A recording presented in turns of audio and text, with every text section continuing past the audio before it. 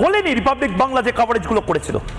মুর্শিদাবাদের মায়েদের কথা যতবার আজকে হিন্দুরা ভোট দিতে গেছে, মুর্শিদাবাদে, মালদাতে, শামশেরগঞ্জে, পার্লালপুরে যেখানে রিফিউজি ক্যাম্প হয়েছিল, হিন্দুরা ভোলেনি সেখানকার কথা।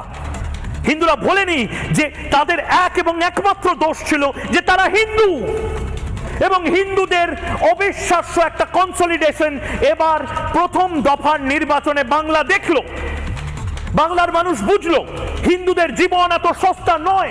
কোথায় কোথায় হিন্দুদের ঘর পোড়ানো যায় না, কোথায় কোথায় হিন্দুদের বাড়ি তছনছ করা যায় না, কোথায় কোথায় হিন্দুদেরকে উদ্বাস্তু করা যায় না, কোথায় কোথায় পরিচয় জেনে শাখা সিঁদুর ভাঙা যায় না, কোথায় কোথায় পরিচয় জেনে মেরে ফেলা যায় না।